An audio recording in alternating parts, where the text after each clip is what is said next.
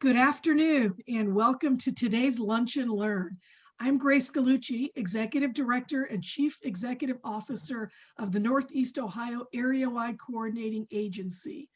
We are pleased to offer this monthly Lunch and Learn series of discussions as we focus on topics revolving around our Regional Long-Range Plan, NEO 2050, an equitable future for Northeast Ohio.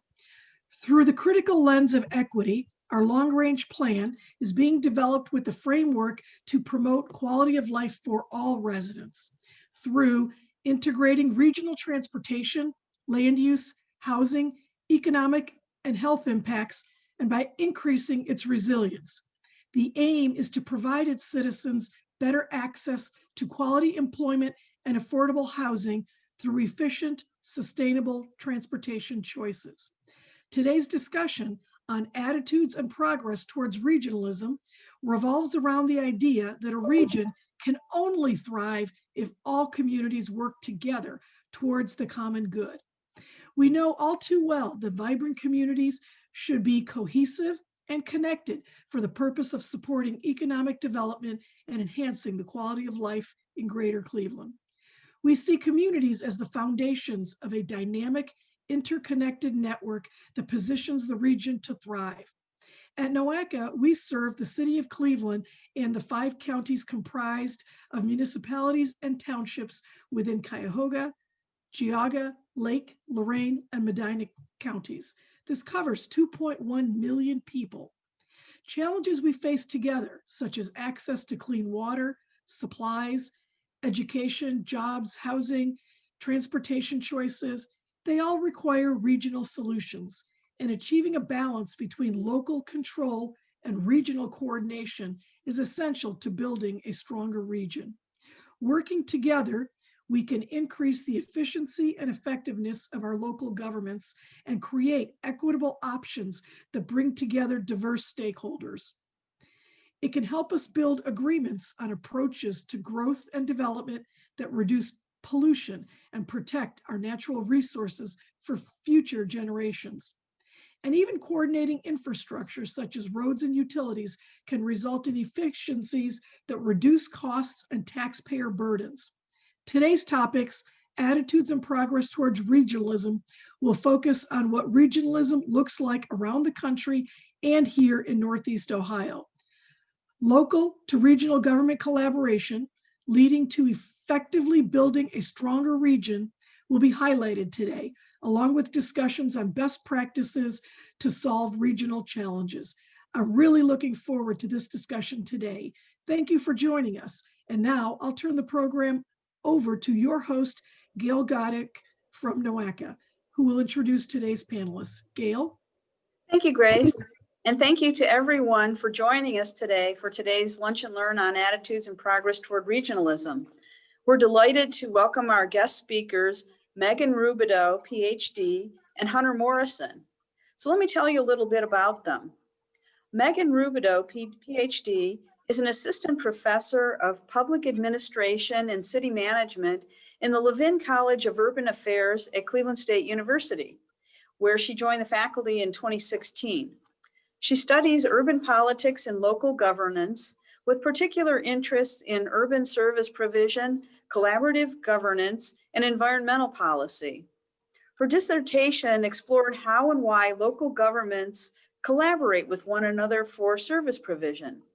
Dr. Rubado's work has appeared in peer-reviewed journals such as Urban Affairs Review, Policy Sciences, Public Administration Review, Publius, the Journal of Federalism, and State and Local Government Review.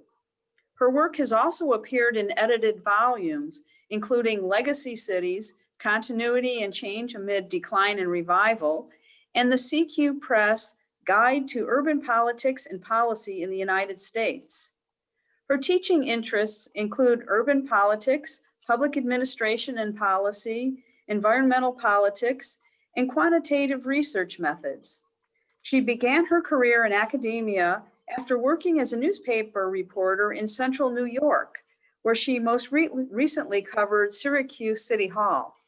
She received her Ph.D. in political science from Temple University. So welcome, Dr. Rubado. And Hunter Morrison is a senior fellow in urban studies at Cleveland State's Levin College of Urban Affairs. He's also the senior advisor to the Northeast Ohio Sustainable Communities Consortium, or NEOSCC, a regional public-private partnership dedicated to making this region more vibrant, resilient, and sustainable. Mr. Morrison served as NEOSCC's executive director from 2012 to 2015, during which the consortium developed Vibrant NEO 2040, a vision and framework for the 12-county region. The framework links economic development strategies with investments in housing, transportation, infrastructure, and natural systems.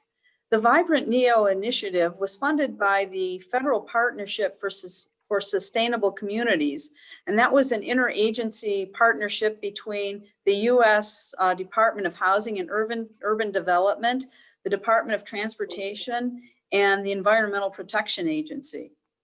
So Mr. Morrison has served as director of the Youngstown State University Center for Urban and Regional Studies, where he managed the Youngstown 2010 plan, and as planning director for the city of Cleveland, where he was responsible for Cleveland's Civic Vision 2000 downtown and citywide plans.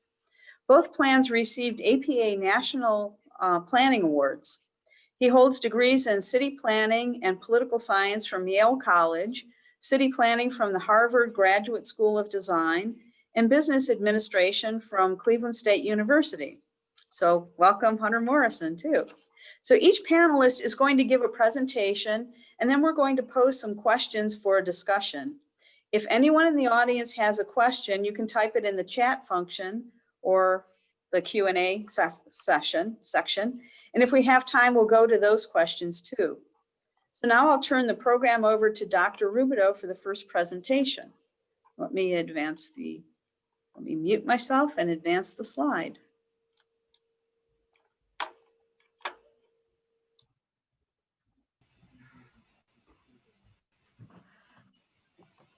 There we go. Hi, everybody. Thank you for being here. And I appreciate the opportunity to share some of my research and my perspectives on the relationship between local government and regional efforts, because that is one of the main areas of my focus of study. Okay, so if you could advance the slide, Gail.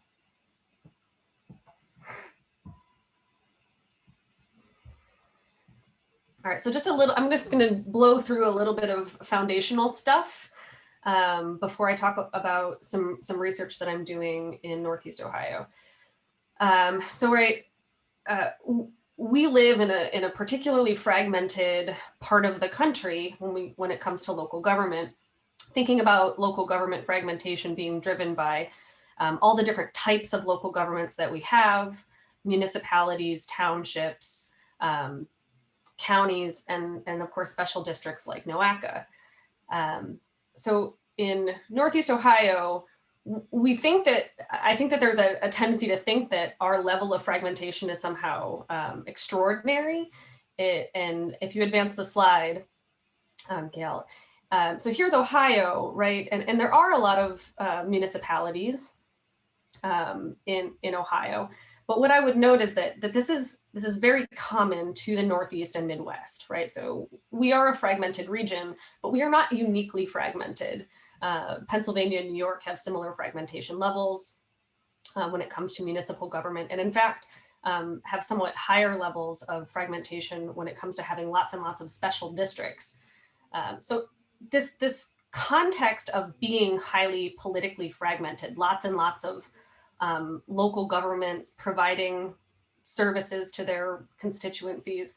It's not unique, but it does create some particular challenges when it comes to regionalism, especially in the context of being a legacy region or a region anchored by a legacy city in which we've experienced extreme and prolonged population loss and economic loss.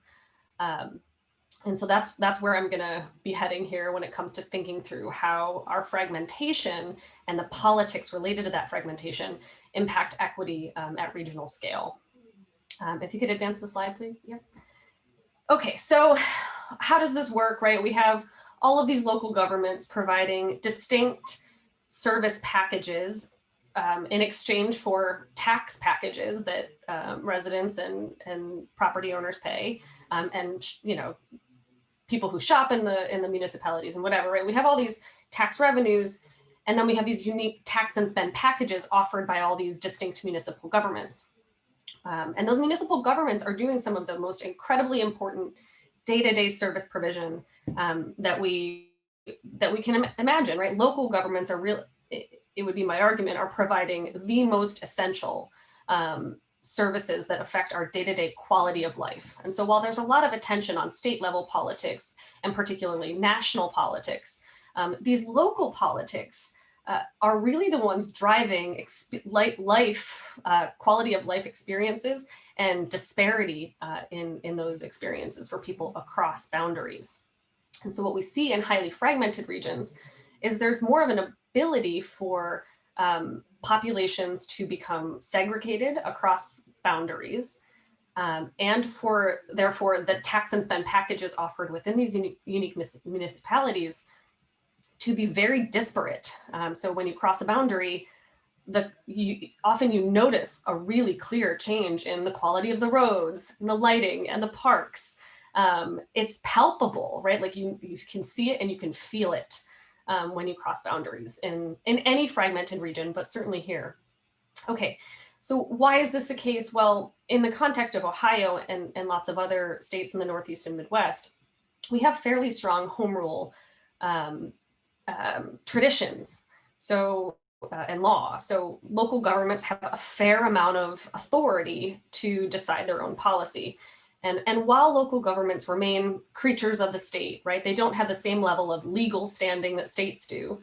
They are, and they have historically been, allowed to make a lot of the important decisions that dictate where people can build things and can't build things, where resources can go and not go.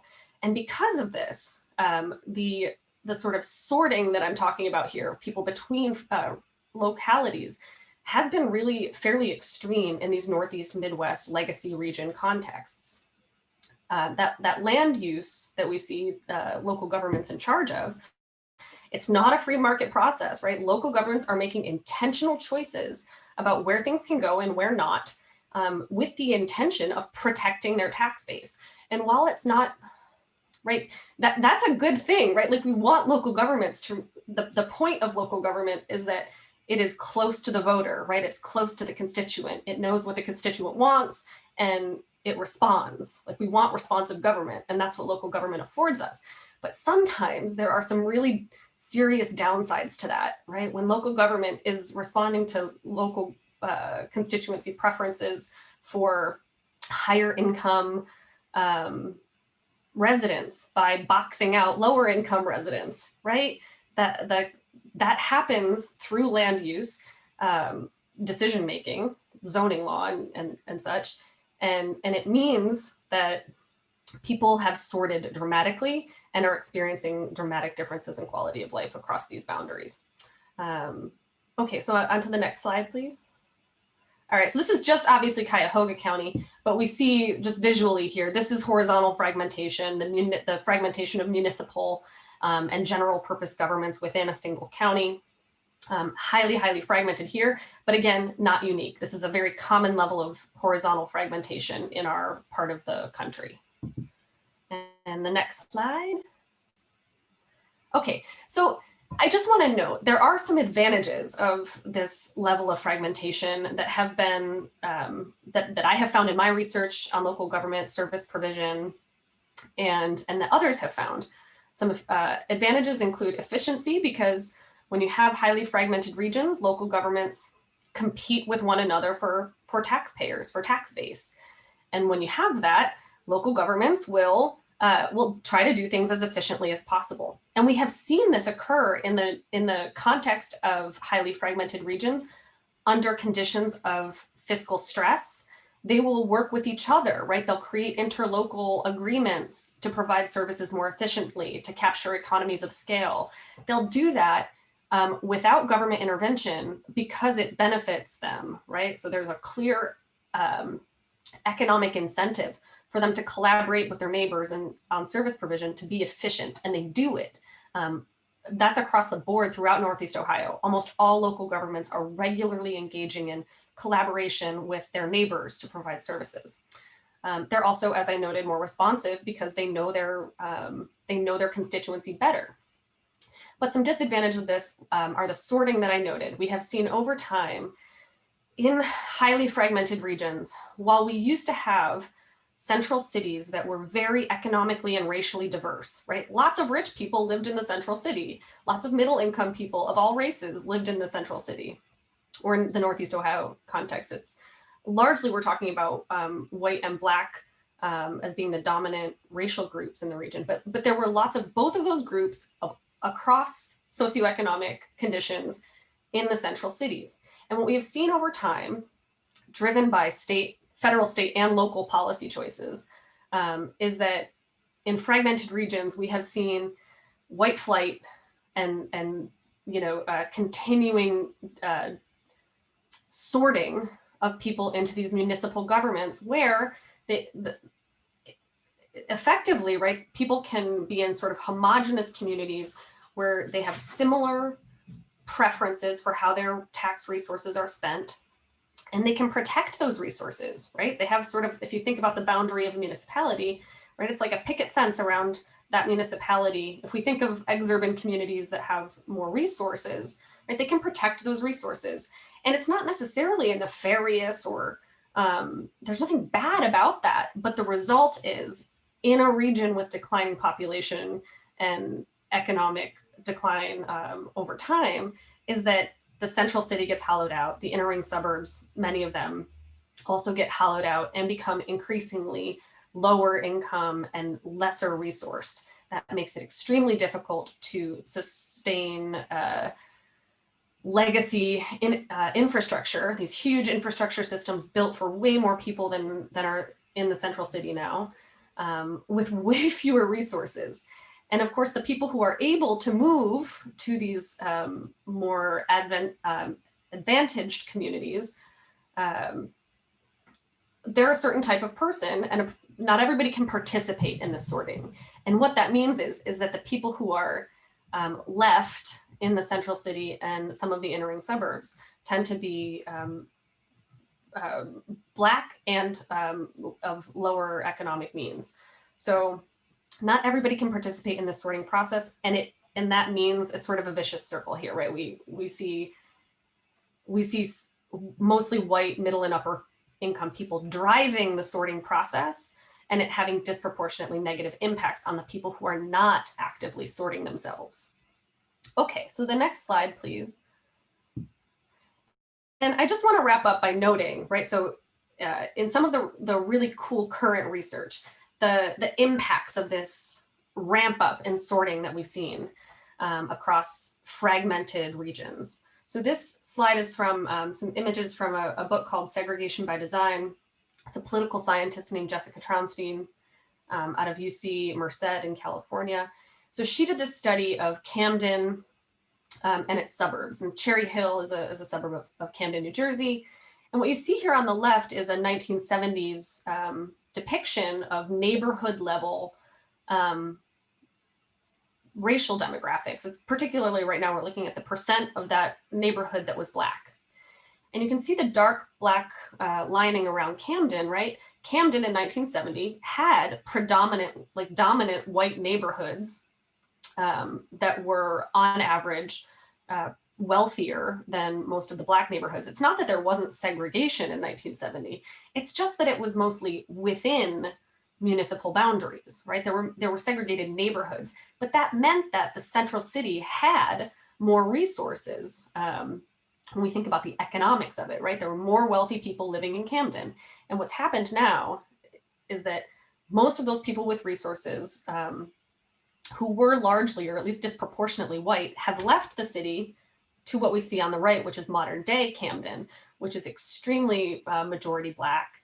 And what's happened is that the suburbs around them have developed, incorporated largely. So like there's no unincorporated territory anymore around Camden.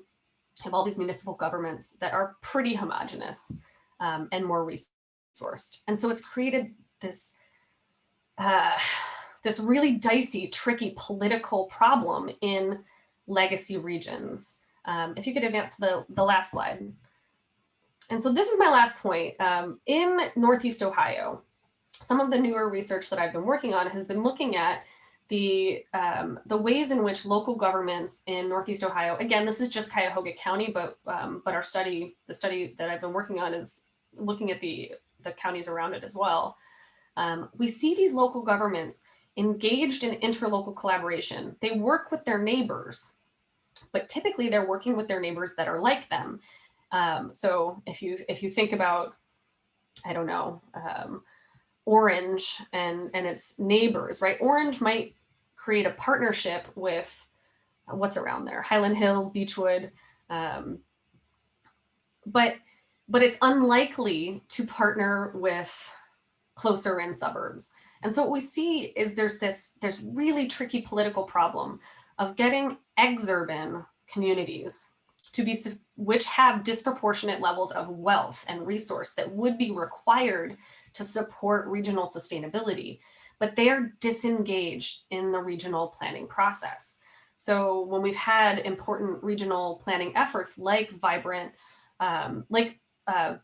Neo, we have, Hunter here is the authority on regionalism efforts and regional planning. But these exurban communities have been less engaged in those processes. And they are the ones who would most need to change their behavior or change their decision-making in order to support better outcomes in the region at the regional scale. So that's a real political problem. And I have some thoughts about how we move on from this, how we can try to solve these problems, but they are tricky, and they, at least from my perspective as a researcher, they're driven by politics, by local politics. And I'll wrap up there and turn it over to Hunter. Thank you, Dr. Rubado, for your presentation. And I will advance the slide for Hunter so he can continue. Well, thank you. We're going to go and address the one most recent regional effort that Northeast Ohio has undertaken, Vibrant Neo, and ask the question, can that framework bring equity planning to the regional scale? Next. I think we're all very familiar with Norm and his admonition to plan for equity at the municipal scale, speaking about the government institutions giving priority attention to the goal of promoting a wider range of choices for those Cleveland residents who have few, if any, choices. I think the question is, can we take that framework, which Norm applied to Cleveland, and apply it to Northeast Ohio to deal with some of the broader issues that Meghan has pointed out, which have gotten more complicated and challenging over time. Next. Now, I'm going to go very briefly through Vibrant Neo. Hopefully this will be posted, but it has a good deal of information. It was a 3-year process that produced a regional vision and policy framework for the 400 municipalities, counties, and townships in Northeast Ohio. Next. I want to point out two things that are the beginning of the end of this slide. This was the first region-wide public plan done for Northeast Ohio since the 1960s, when the transportation and housing plans were done, such as the 7-county transportation plan, which formed the basis of NEOSCC's work and the work in AMATS for many years. This is the first effort to do this since that period of time, and it was the winner of the Daniel Burnham Award in 2015 as the best comprehensive plan in the country at the time. Go ahead.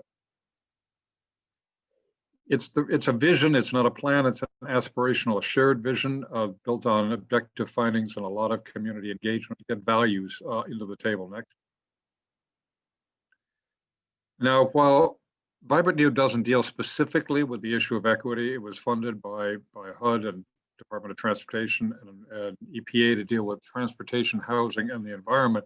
It was clearly one of the themes that was built into the document because of the aspiration of the NEOS board that we work together to build a healthier, more economically and socially equitable region.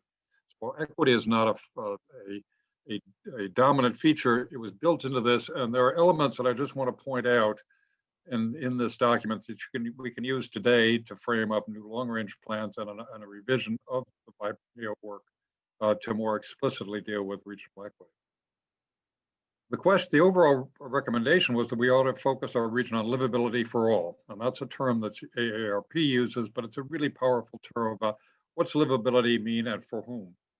By investing in our existing cities, providing more transportation and housing choices, and connecting people to jobs. Invest, choice, and connection. The objectives, and we can scroll, Gail, just scroll quickly through these. What I've done here is to highlight those areas where I think NOACA and the other MPOs can really focus on investing in established communities, protecting our soil, air, and water, for improving our fiscal health as a region, developing a regional economy with accessible employment opportunities, enhancing our regional transportation network, and there are two more. Celebrating our local assets and connecting our parks and open spaces, and one more. And preserving the value of our prime farmland. So one of the things we think about in cities is the farmers out there. We have an equity issue in the rural areas as well, in terms of seeing our prime farmland as something of a regional asset, not just as land for future development. Next. A very important factor of Vibrant NEO, the implementation was to build consensus through regional cohesion. It is not a one-size-fits-all solution. Elements of the document cannot be used in all parts of the county, and it requires the decision to implement be made by the local, county, and metro levels. Go ahead. We looked at where we're headed, what are the possibilities, and where do we go? Go ahead. And where are we headed currently? Next. I think these are well-known facts, but basically the population of Northeast Ohio has been stagnant and slightly declining since 1970. We've developed infrastructure for about 5 million people and have 4 million people occupying it. We use more land. Our jobs have moved further away, and our VMT and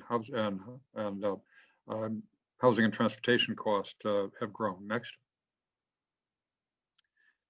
This is a map showing where we are emptying out and where we are growing. We're on target to grow by about 100,000 new residents, but build housing for 2.5 times as many people as we're growing. We are structurally faced with abandonment in all of our older communities.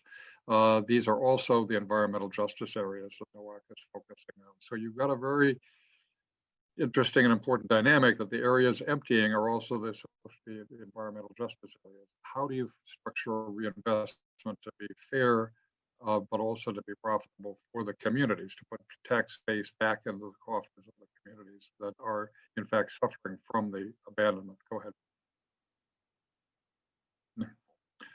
And the consequences of this are twofold, and it gets to the equity question very clearly. Job sprawl means that fewer of the region's jobs are transit accessible, and more of the region's jobs require a car, and you have what the Fund for the Future is called the paradox of no jobs, no car, no jobs. And the second is one at the local level, or the household level. The household sprawl means that people's housing and transportation costs have grown for the Cleveland metro area, which is basically the NOACA metropolitan area that you serve. The H+T is 53%. It should be about 45%. So people across the region are paying more for their total housing and transportation costs than is often affordable. And it's not just in the core cities; it's also in the exurban areas, far from jobs. And what we're seeing is also fewer household choices because most of the new product is built at the edges. It tends to be larger, tends to be on large lots further away from the jobs. Next. And it has very negative fiscal consequences for our communities, which means it's, as Meghan pointed out, it's harder to meet the service needs of the people left behind when the tax base has fled to the suburbs. There's a lot of documentation on that. Next. So what are the possibilities that we identified? Go ahead. We did a lot of civic engagement in this process, an unprecedented engagement, and found that people want us across the region to invest in our established communities, to continue some expansion, but not to gobble up all the farmland in Medina County or Lorain County, to protect those areas as well. Go ahead. Go ahead.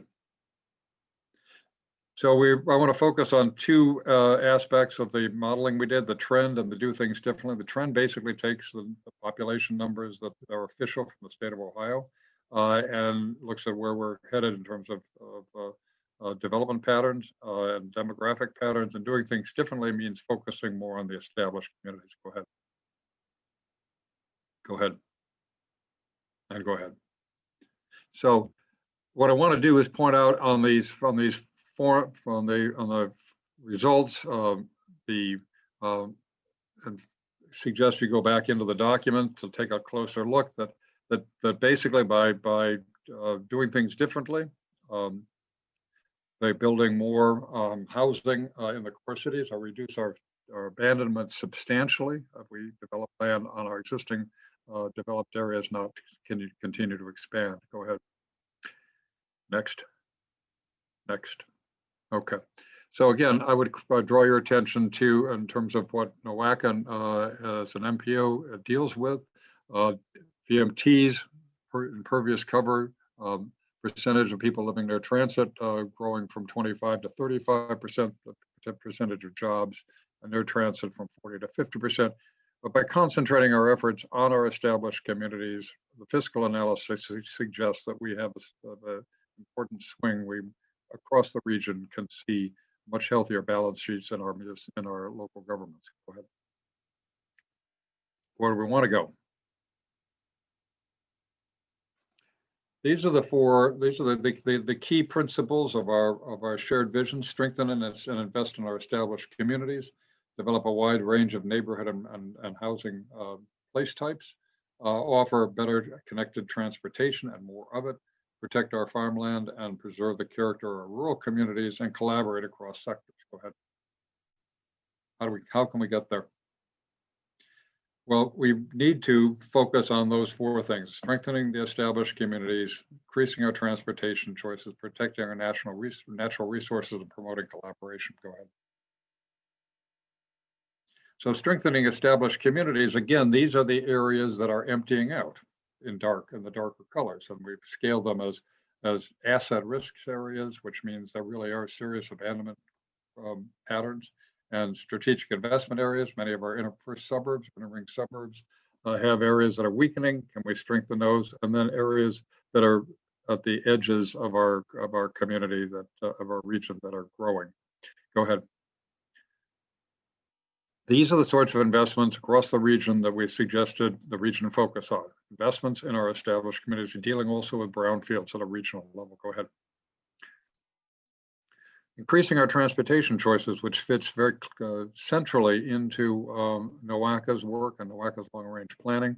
But it was connecting our region's job centers across from Lake County to Cleveland to Lorain County and down into Summit and Stark County, using express buses as appropriate, commuter rail if it ever gets to be affordable, but basically connecting our job centers in both ways. You can easily get from Akron to Cleveland to work, but it's almost impossible to do the reverse. You can generally get from Lake County to downtown Cleveland, but it's hard to go the other direction. So how do we get a two-way connected cross-regional transportation so that people can get jobs? Go ahead. And there are a lot of specific efforts to expand, to connect, to collaborate, to do active transportation, total multimodalism. These are to be applauded, but they need again to be part and parcel of our work going forward in our 4 MPOs. Yes, next. Protecting our natural resources regionally. One of the things we found across the region that people want to connect, whether they're in Cleveland or in Ashton or in Mahoning County or Medina County, they want to connect to the national park. They also want to connect to our rivers and lakes. So connecting our park networks, continuing the work that Cuyahoga County Planning did in Cuyahoga County out to connect to the other counties. Those are all initiatives that we were suggesting to connect people and opportunities. Go ahead. And again, there's good precedent. We need to build on that. Next. And finally, promoting collaboration and efficiency. That's both intergovernmental, but also public and private. Go ahead. And we focused on the collaboration that we were able to undertake with this unprecedented effort that brought together 5 intergovernmental organizations in Northeast Ohio, their planning staff, and their constituencies to do this Vibrant NEO work. Next. So it's all there together. I would encourage you to look on the website, vibrantneo.org, and read it and use it going forward. Go ahead. Next. Next. Next. Next. So at the back of the Vibrant NEO guidebook are a set of indicators that you might want to take a look at. One is development locations to encourage more housing development and jobs in our established communities. Transit proximity, urban and multifamily housing to increase the percentage of more dense housing in the region, which tends to be more able to be transit accessible. And then a set of goals for transit proximity in terms of the percentage of jobs and the percentage of people that should be living near transit lines. So it's a strong effort to look at what our existing networks, transit networks, are doing and how they can be strengthened and how we can align our job development and job location strategies, our housing development, housing location strategies to align with our transportation networks. Go ahead. So go ahead. So the big question next. Going forward, can NOACA and its member communities use the Vibrant NEO 2040 findings and metrics and policy recommendations to align their planning and resource allocation decisions to build what we hope to be a healthier, more economically and socially equitable region? Next. And I hope the answer is yes, we can. And in fact, NOACA is taking a real strong lead in the update of its long-range transportation plan. But I think we can use this document for other areas of other organizations. So with that, I conclude my comments, and we can do questions and answers. Thank you, Hunter. I'm going to read some of the questions that we have and start a discussion with you and Dr. Rubado, and Grace is free to jump in too. So many communities have joined forces to gain greater clout in purchasing, such as road salt, or they've combined police and fire dispatching. Are these efforts considered regionalism, or are they steps toward regionalism? How would you characterize these efforts? I could jump in on that one if that's okay. Yep. And it's just Meghan. I should have said that early on, but please just call me Meghan. So I do not consider interlocal collaboration for service provision an example of regionalism. But what we know from extant research is that these connections formed through interlocal collaboration for service provision, like a couple of municipalities working out a shared 911 service, or collaborating on their waste service provision, anything like that, where you have local leaders who begin sort of developing and formalizing cross-boundary relationships. It has these longer term effects where it makes collaboration in bigger ways easier. So what we know so far about collaboration within fragmented regions that are experiencing population loss, or in our case, like stagnation after population loss, right? A lack of growth, is that municipalities that collaborate with each other tend to be like each other very much, and the collaborations tend to be more limited.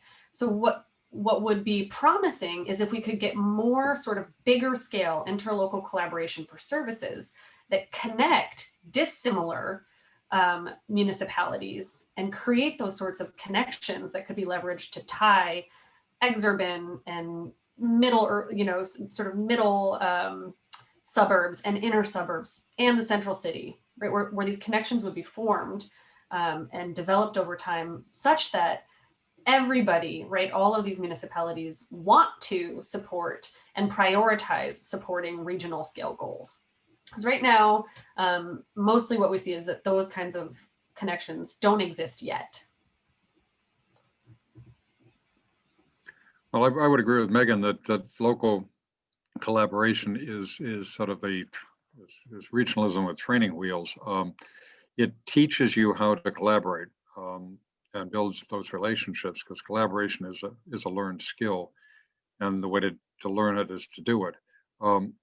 But it is difficult to get beyond these clusters, and perhaps one way for us to think about it is to look at job corridors and affinity corridors, relationships between the old neighborhood and a place like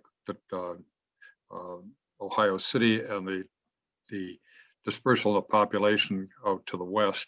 Are there affinities between communities that share cultural history, share a job basis that would allow for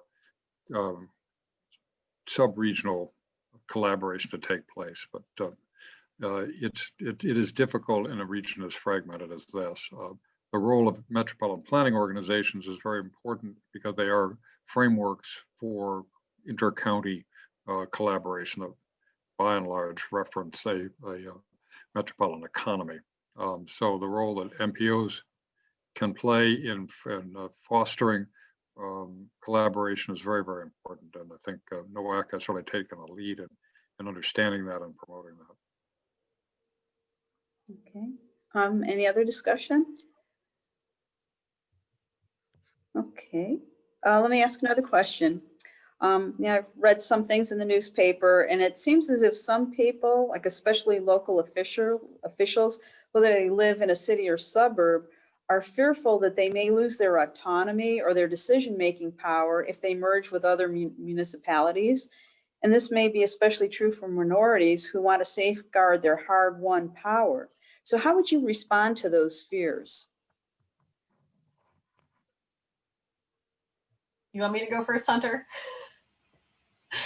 Right, so those are real, those fears are based on the research that we know about regions that have experienced large-scale municipal consolidation. Those fears are founded. They're legitimate and they should be there, right? Especially when you have the kind of intense racial sorting that we have across boundaries in this region. It is a fact that regional consolidation, merging of municipalities, or creation of some sort of municipal or regional scale municipal government, like in Indianapolis or something, right? If we were going to do something of that scale, there would be real repercussions for racial minority representation. And it's not like you can't deal with that in the, like you can't mitigate that through careful design of a regional scale government. But what we also know from the existing research on this topic is that is incredibly difficult to do. It is fraught, it is almost never successful. Yep. And that anywhere where you have seen this kind of successful large scale merging of local governments, it took typically decades of effort and many, many tries, right? Where they take it to the voter again and again and again, all these different revisions of it. The other thing I'll note is that in places where it has been successful, there have been some features that are absent here that make me less optimistic that that's a viable option in Northeast Ohio. For example, some places with meaningful regional scale government have very different racial demographics than we have in Northeast Ohio, or they have a lack of home rule authority at the local scale, or they have Democrat-led state government. So we lack all of those things. And because of that, I think merging local governments is not really probably a viable option in this region, at least not on a large scale. And that instead, other forms of regional scale collaboration are more likely to be successful here. I think we can look to places like like Detroit, where there's been a more recent tax sharing for the arts. You know, there have been these limited examples that could be built upon where everybody in a region agrees, right? We all like this thing and we want to make sure we don't lose these critical regional resources, and they'll pay for them. And if we can start with smaller scale things that everybody agrees are valuable assets to the region, I think it helps create some of those connections that Hunter was talking about, right? If everybody can, if we can build on the things that the region agrees need to be supported and get all the communities in the region to support it through taxes, right? Like through real skin in the game. I think that will help build on future collaborations in a but short of merging. I think merging local governments is really hard for the regions for the reasons you mentioned, Gail. Okay. Yeah, I would agree that this is very, very difficult. And the places that have done metro government of one sort and another, first of all, it was done several decades ago in a different national political climate. Second of all, they tend to be in places that are demographically homogeneous. This is very fractured region, and with the history, particularly the steel industry, of fulminating inter-ethnic conflict to keep the workers from going after the owners. It's well documented in steel cities. This makes it harder here. The efforts even to do city-county government go back into the 1930s and have failed over time. In fact, it took the arrest and imprisonment of a former county commissioner to get enough momentum to go from a county commission form of government to an executive form of government, like Summit County had done several decades earlier. So this is really hard work. And it's also, I think, counter to the historic narrative of Northeast Ohio, which is something that Steve Hambly and I, a former now county commissioner-elect in Medina County, was the first president of the NEOSCC board, historian, and pointed out that Northeast Ohio was really initially a part of Connecticut. And like Connecticut, it operates on a town rural basis. And we have always had a underlying construct in the political culture here that we take care of ourselves, we take care of our own. There was never the sort of federal engagement in land sales policies under the Jeffersonian rules, because this was always part of Connecticut. So it shares that Puritan village culture. It's different than the rest of Ohio. What you can do in Columbus, you can't do in Northeast Ohio, never have been able to. So Vibrant Neo really accepted that reality. And I think that's a hard reality that we have to work within the existing structure and create a culture of collaboration that makes it more easy. It makes it easier, but dealing with a legal structure is very, very difficult. Okay. You may have answered this, but is it possible then maybe through the collaboration to balance regionalism with autonomy for various local governments? And if so, how can that be achieved? It's a dance.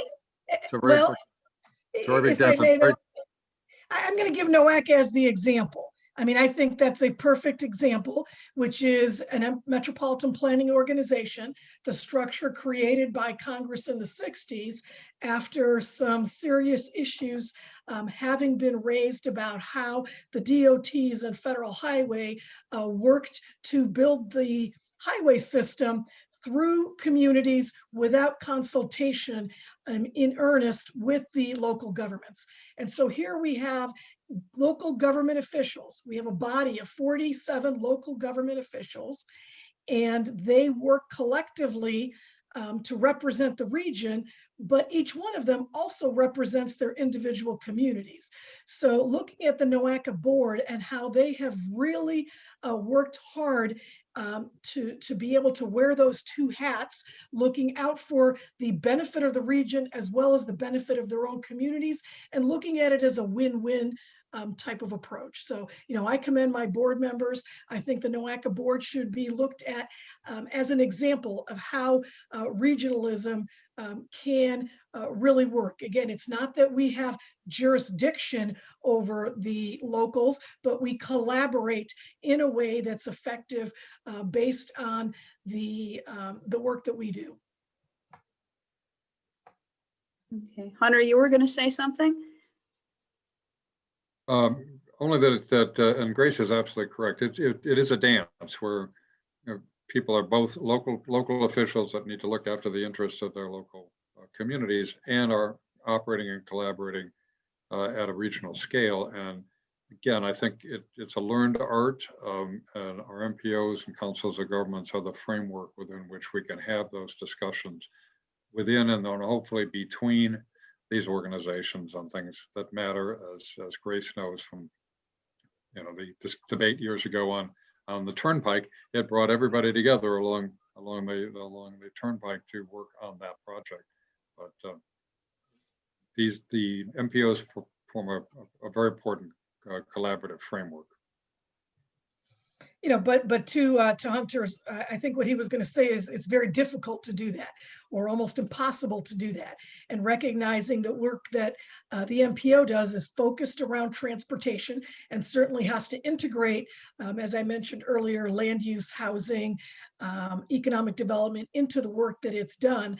But there is so much more to regionalism, as our two panelists have expressed in their presentation, that we can look to NEOSCC sort of as a model, but it must be much more comprehensive. Okay, I'm going to go to a question from someone in the audience. Hunter's slide on the fiscal crises for all counties and cities, if trends continue, seems to me to be the hook for making the case for regional scale collaboration about land development. NEOSCC's new policy regarding interchange benefit cost is also a good development. What other policies and strategies could be asserted that clearly will benefit all communities to gain more acceptance? I mean, since the NEOSCC interchange policy was mentioned, I will also suggest that thinking of public transportation in a regional sort of way can also be a way to get acceptance around regionalism. In NEOSCC's long-range plan that is currently already on the website and developed last time, we put in a visionary sort of plan for public transit that does take into consideration the plan that was originally developed in 1968 along with the highway plan. The highway plan, of course, having been essentially not only achieved but exceeded, and the public transit plan not even really growing by any measure over the decades.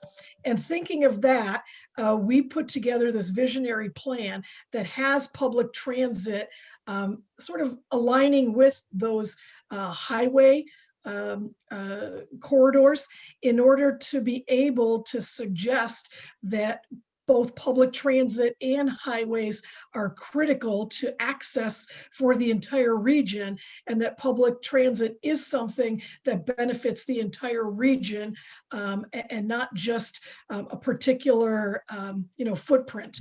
And looking at it in that context, I think similar to some of the larger cities like a New York or a Chicago or Washington, D.C., with public transit and commuter rail and looking at being able to regionalize that concept, I think is another good approach that we should discuss. Okay, let me ask another question that one of our attendees had. The three main metros of Northeast Ohio, Cleveland, Akron, Canton, and Youngstown, seem to rarely work together as a group. Is there an entity that pulls all these metros together regularly? I mean, I can say that yes, Vibrant Neo the work that Hunter mentioned in his presentation and that he led, certainly established a plan that was truly regional across the 12 counties and the 4 metro areas. And we continue to meet on a quarterly basis to discuss collaborations and implementation of the plan. But certainly I would concur that there's probably not enough collaboration between the metro areas, or at least all of the metro areas consistently. Okay. In some areas of the country, local governments, planning officials, private sector business people, and real estate developers are trying to think through what makes each region unique and authentic. And then they build up the local economy around those attributes. What do you see as Northeast Ohio's greatest attributes? What makes us unique? Well, we've got a lot of unique features with the freshwater affordability. I think all of our industrial communities, or former industrial communities, Cleveland, Akron, Youngstown, Warren, Canton, Lorraine, have all been struggling with the question of what's the emerging economic base, and it varies from metro to metro as to what are the answers, but that all focuses on trying to embrace new technologies and be a place that will attract investment. Okay, anybody else? I would add, right, like one of the cool things about being a region anchored by a legacy city, or several legacy cities actually, is that we do have this sort of outsized scale cultural legacy, right? We have way better cultural amenities than you would predict for a region of our size, combined with affordability, access to fresh water, and all of the benefits that or features that Hunter just mentioned. So I think that combination is actually something that could be leveraged. The tricky thing about the lack of growth, the lack of population growth, is that it does create this political hurdle that has to be carefully managed, right? When the region isn't growing, you have local government sort of fighting for scraps, right? There's no growth in tax base, but everybody wants to grow their tax base. So getting coordinated effort to leverage that unique situation of having these cultural amenities combined with all of those really attractive features is tricky. But I think all of the things that Grace and Hunter have been talking about, building from what NEOSCC has been doing and sort of escalating and enhancing collaborations across municipal lines would go a long way to improving that. Okay. So how can we be sure if communities band together, or if they try to collaborate more, that like the joint services and economic rewards are equitably distributed? Well, part of that is the negotiating process and just the rewards distributed between the communities. I think that is part of the political process that the communities and their leaders are going to have to go through to make sure that whatever collaboration does not have winners and losers, but has a win-win. That is often where the collaborative efforts break down, because the finding the balance of interest is a very granular process. I would point to the effort that Shaker Heights under Mayor Levin made to get collaboration between fire departments and I believe in Cleveland Heights and University Heights, so I may be wrong about the ones he was collaborating with, but basically it fell apart over seniority and bumping rights between the different departments in terms of the actual employees in each one of the departments and how do they fit in terms of seniority. And similar efforts between Pepper Pike and Orange and Woodmere and Hunting Valley have broken down over perceived losers, feeling they weren't part of this, or